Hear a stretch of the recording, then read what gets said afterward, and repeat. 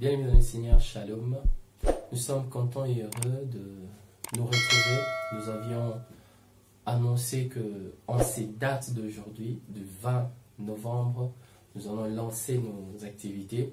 Alors nous voici à notre toute première vidéo. Nous voulons partager un message à caractère évangélique parce que nous croyons que la terre, avec toutes les réalités qu'elle vit, tout le problème qui s'élève matin, midi, soir, l'homme qui est au centre de tous ces chocs, de tous ces coups, de tous ces combats, son besoin reste le même. Son besoin n'a pas changé. Ses conditions de vie sur le plan matériel ont évolué, mais la condition de l'homme par rapport à son cœur n'a pas évolué, ça demeure le même. Si vous le permettez, je vais prier un tout petit peu pour nous recommander à la grâce de Dieu. Père, au nom de Jésus-Christ, nous te demandons de nous assister par ton esprit et de passer par nous, aussi faibles que nous sommes, afin de toucher un cœur, de ramener un cœur à toi au travers de ce court message. C'est au nom puissant de Jésus-Christ, notre Sauveur et Seigneur, que nous avons ainsi prié. Nous disons Amen. Alors, merci pour toi qui me donnes de ton temps. Cette vidéo est à toi. Je voudrais partager avec toi un court message. Je ne serai pas très long, mais je voudrais être le plus essentiel possible. Le thème que je voudrais partager avec toi, il est simple. Tu as besoin de Jésus. C'est comme je le disais en introduisant, nous avons besoin de plus mieux que ce que l'Internet nous offre, ce que la mondialisation nous offre aujourd'hui et c'est que le progrès dans toutes les sphères de la vie nous offre. Tu as besoin de Jésus. Si vous vous rendez compte avec moi, la vie sur la terre, ça peut se résumer en cet exercice. Lequel exercice? L'exercice qui consiste à identifier nos problèmes et à trouver une solution à ces problèmes. Ainsi, l'avocat qui peut gagner sa vie lorsqu'il vient identifier un problème sur le plan pénal, sur le plan fiscal, sur le plan administratif, il propose des solutions et on lui paye de l'argent. Le médecin même, quand tu as mal dans ton corps, tu ne sais pas dire exactement, tu lui donnes des signes et le médecin te donne l'identité de ton problème avec une solution qui s'accompagne. C'est globalement ça, la vie sur la terre. Alors, ceux qui réussissent leur vie, ce sont des hommes et des femmes qui ont réussi à identifier le vrai problème de l'homme et à y trouver solution. Le vrai problème de l'homme, ce n'est pas l'argent. Le vrai problème de l'homme, ce n'est pas la célébrité, ce n'est pas le développement de la technologie. Le vrai problème de l'homme, ça s'appelle le péché. Le péché. Je ne parle pas du péché en tant qu'acte. Ici, je parle du péché en tant que nature. Cette nature que nous avons héritée d'Adam depuis le jour où ils se sont rebellés contre Dieu. C'est cela le péché dont la Bible parle. La Bible ne s'attarde pas à identifier le péché dans sa forme, dans ses différentes formes d'expression, mais la Bible traite le péché dans sa véritable source, dans sa nature vraie. Ainsi, l'homme qui est né d'Adam, tous nous avons affaire avec le péché. Je donne un exemple. Vous voyez un bébé de 6 mois, un bébé de 2 ans, à qui on n'a pas appris à être têtu, à refuser, mais vous le voyez quand vous lui dites ne fais pas ça, il le fait. Il fait exactement ce qu'on lui demande de ne pas faire. Bien aimé, c'est ça la situation dans laquelle toute la terre, toute la race humaine est enfermée. Le problème du péché. Tu as besoin de Jésus.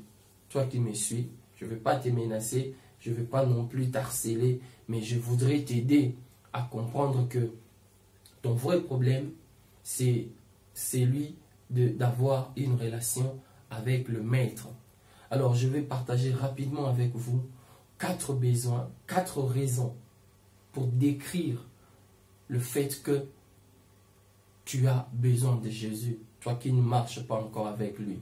Je ne voudrais pas parler d'une religion, je ne voudrais pas parler d'une tradition, je parle d'une personne. C'est la personne de Jésus. Nous sommes dans Jean chapitre 1er. Je vais lire rapidement l'évangile de Jean. La Bible dit ceci. Au commencement était la parole, et la parole était avec Dieu, et la parole était Dieu. Elle était au commencement avec Dieu. Toutes choses ont été faites par elle, et rien de ce qui a été fait n'a été fait sans elle. En elle était la vie, et la vie était la lumière des hommes. La lumière luit dans les ténèbres, et les ténèbres ne l'ont point reçue. Il eut un homme envoyé de Dieu, son nom était Jean. Il vint pour servir de témoin, pour rendre témoignage à la lumière, afin que tous croient par lui. Il n'était pas la lumière, mais il parut pour rendre témoignage à la lumière. Cette lumière était la véritable lumière qui, en venant dans le monde, éclaire tout homme. Elle était dans le monde, et le monde a été fait par elle, et le monde ne l'a point connue. Elle est venue chez les siens, et les siens ne l'ont point reçue. Mais à tous ceux qui l'ont reçue, à ceux qui croient en son nom, elle a donné le pouvoir de devenir enfants de Dieu, lesquels sont nés non du sang, ni de la volonté de la chair, ni de la volonté de l'homme, mais de Dieu.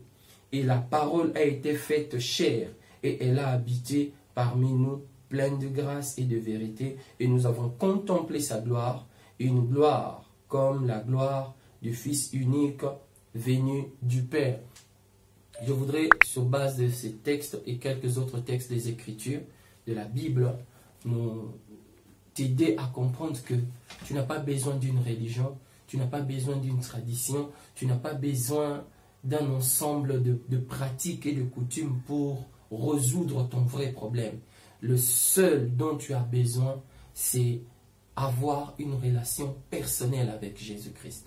Alors, je dis et je répète, tu as besoin de Jésus. Pourquoi? Parce que, comme je venais de le dire, nous sommes nés de Adam après que Adam ait péché. Et cette nature, l'impact du péché, le fait de désobéir, le fait de se rebeller à Dieu, ça empreint Adam de quelque chose qu'il ne pouvait pas se faire lui-même. Nous le voyons déjà, aussitôt qu'ils avaient conscience qu'il y a eu quelque chose de brisé, la Bible dit qu'ils sont allés se cacher dans les arbres. Ils ont fait de feuilles de figue pour couvrir, cacher leur nudité. Et Dieu, quand il vient le soir, il leur pose la question, vous êtes où? Il dit, nous avons entendu ta voix et nous nous sommes cachés. Pourquoi? Parce que beaucoup de choses. Voici la première raison pour laquelle je t'affirme que ton besoin a pour solution Jésus-Christ. La première raison, c'est que Jésus-Christ est la parole, la lumière et la vie. Il est tout ça en même moment. Il est cette parole qui ne te mentira jamais. Jésus-Christ ne te mentira jamais. Il ne te dira que la vérité. Que la vérité. La vérité dont on n'a pas eu l'occasion, la grâce d'entendre depuis qu'on est sur la terre. La vérité qui a été détruite, démasquée par des conceptions humaines, par des philosophies humaines. La vérité qui te manque. Cette vérité, ça s'appelle Jésus.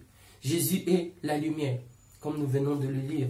C'est cette lumière dont nous avons besoin pour ne pas perdre notre chemin durant notre voyage ici-bas sur la terre.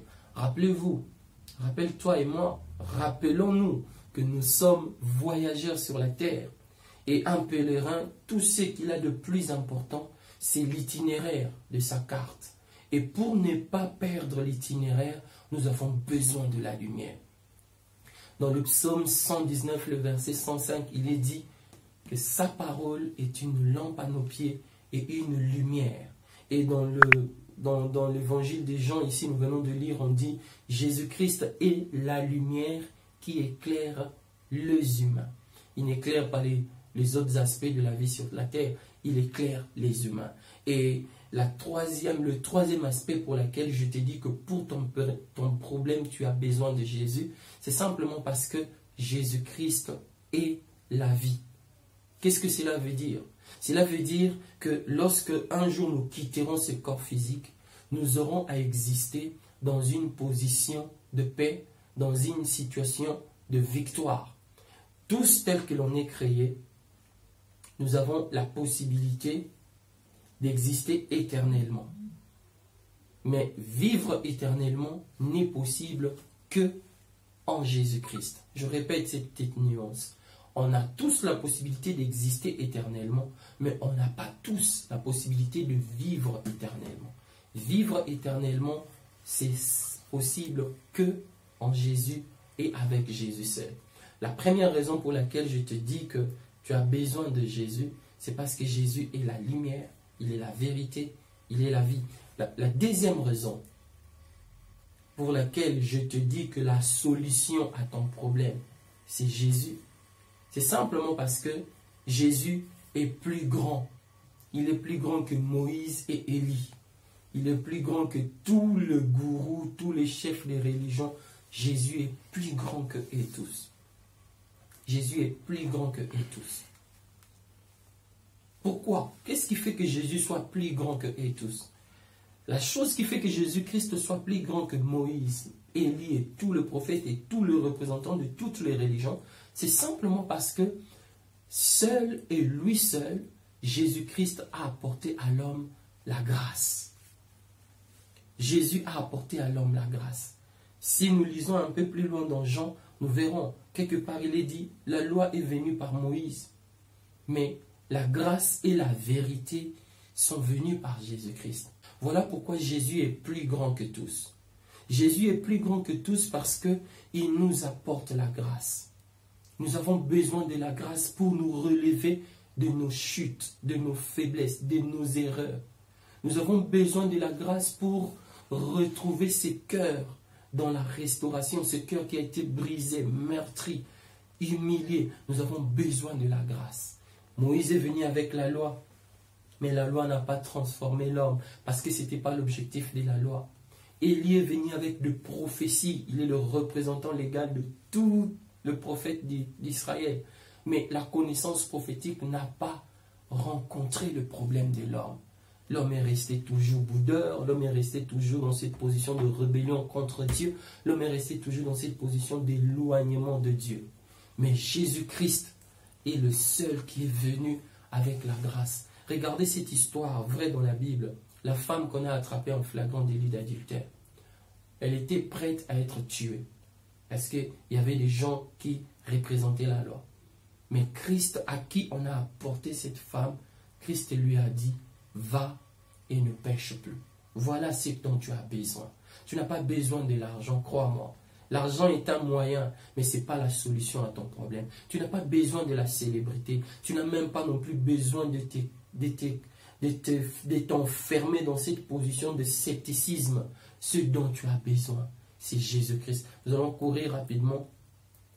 La troisième raison, ça sera un peu semblable à la deuxième. La deuxième raison, je dis Jésus est plus grand que tous les autres qui sont venus avant lui, notamment Moïse et Élie, et ainsi que toutes les religions. Je ne parle pas d'une religion, je te parle d'une personne qui est la réponse à ton besoin, qui est la solution à ta situation. C'est cette personne de Jésus. La troisième raison pour laquelle tu as besoin de Jésus-Christ, c'est que Jésus-Christ est l'agneau de Dieu. Nous voyons cela dans Jean 1, 29. Jésus-Christ est l'agneau de Dieu. Quelle différence!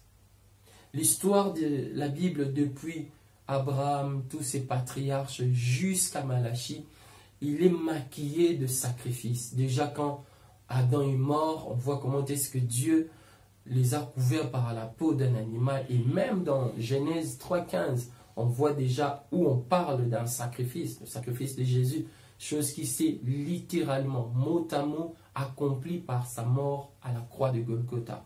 Golgotha qui signifie le lieu du crâne. Rappelez-vous ce qui est écrit. Peut-être qu'on lira cela un peu plus loin. Mais la troisième raison pour laquelle je te dis que tu as besoin de Jésus, c'est simplement parce que Jésus est l'agneau de Dieu. Il n'est pas l'agneau du souverain sacrificateur. Il n'est pas l'agneau de sacrifice de l'Ancien Testament. Jésus-Christ est l'agneau de Dieu. Qu'est-ce que je veux que tu comprennes?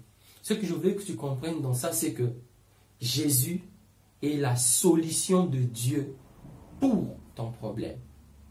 Je me répète encore, ton problème, ce n'est pas en rapport avec les difficultés matérielles, les difficultés du temps présent. Ton problème est en rapport avec cette position de rébellion vis-à-vis de Dieu. Seul Jésus peut te réconcilier avec Dieu. Il est le seul qui peut le faire. Il n'y en a pas un autre. Il est le seul.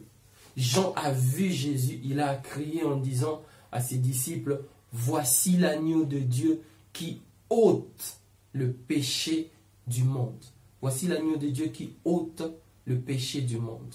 Je voudrais lire avec vous, je voudrais lire pour toi qui est là avec moi, ces passages des Écritures dans Hébreux chapitre 10e. Hébreux chapitre 10.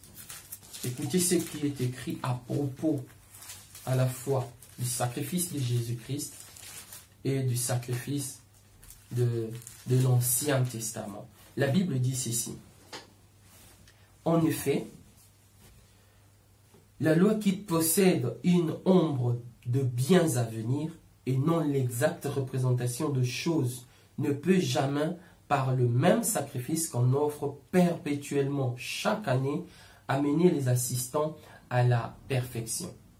Autrement, n'aurait-on pas cessé de les offrir, puisque ceux qui rendent ces cultes, étant une fois purifiés, n'auraient plus eu aucune conscience de leur péché.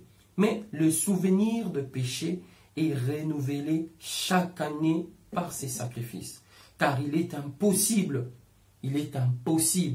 que le sang de taureau et de bouc ôte le péché. C'est pourquoi Christ, entrant dans le monde, dit, tu n'as voulu ni sacrifice, ni offrande, mais tu m'as formé un corps, tu n'as agréé ni holocauste, ni sacrifice pour le péché. Alors je dis, voici je viens. Dans le rouleau du livre, il est question de moi pour faire, ô Dieu, ta volonté. Voilà ce que la Bible déclare. Il a parlé de tout ce qu'Aaron a établi comme culte et Moïse, et il a conclu que Dieu n'était pas intéressé dans cela. Et il dit, je viens pour faire ta volonté. La volonté de Dieu, c'est que toi qui m'écoutes, tu puisses être sauvé. La volonté de Dieu, c'est que toi qui m'écoutes, tu puisses te réconcilier avec Dieu. Et le seul moyen que Dieu a prévu pour cela, c'est de placer ta confiance en Jésus-Christ. Il est inutile de suivre les pratiques et les dogmes des hommes. L'homme, il est prêt à faire de gros sacrifices. Mais, s'il ne trouve pas grâce pour croire en ce seul sacrifice que Dieu a agréé, l'homme ne sera jamais sauvé. Je voudrais m'arrêter par là. Je t'ai présenté 3 raisons pour lesquelles tu as besoin de Jésus. Je ne t'ai pas parlé d'une église, je ne t'ai pas parlé des dogmes.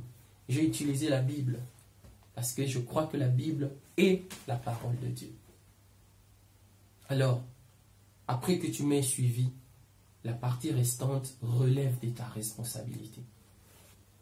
Je voudrais te demander à me suivre dans cette courte prière. Dans Apocalypse 3:20, il y a un verset que je peux utiliser encore pour t'expliquer, te présenter ta position. C'est que Christ, au travers de cette courte exhortation, il est en train de frapper à la porte de ton cœur. Il dit, si tu ouvres, il va entrer et il va faire sa vie avec toi. Et je voudrais attirer ton attention sur une chose, c'est que à chaque fois que Dieu parle, il parle pour mettre fin à une période dans ta vie et qu'ensemble avec lui, vous puissiez commencer une nouvelle période. Apocalypse 3:20, on parle du dîner, du souper, le repas qu'on prend le soir. Comprends par cette vidéo que tu es en train de traverser la fin d'une période de ta vie, de ton existence, pour commencer une autre période, et une bonne. C'était la même chose qui s'est passée dans la création. Il est un soir, il est un matin. Par cette vidéo, le Seigneur m'utilise pour t'amener à comprendre que tu es en train, tu es invité à prendre une transition dans ta vie. Il y a une période qui doit finir et une autre qui doit commencer. Et la nouvelle période qui s'apprête à commencer, elle ne peut commencer et être efficace pour toi que si tu invites Jésus dans ton cœur. Alors je sais qu'il y a certains qui vont prier avec moi. Je voudrais que tu sois parmi ceux-là. J'ai écrit, je voudrais te prêter mes paroles, mais que tu le répètes avec ton cœur, que tu les fasses, que tu adoptes cela comme ta prière. Nous allons prier en disant, tu vas répéter après moi, Seigneur Jésus, j'ouvre mon cœur à toi aujourd'hui. Je te demande de me pardonner mon péché, car je crois véritablement que tu es l'agneau de Dieu qui est mort à la croix pour me délivrer de la mort éternelle. Prends ta place dans ma vie comme mon Seigneur et mon Sauveur personnel.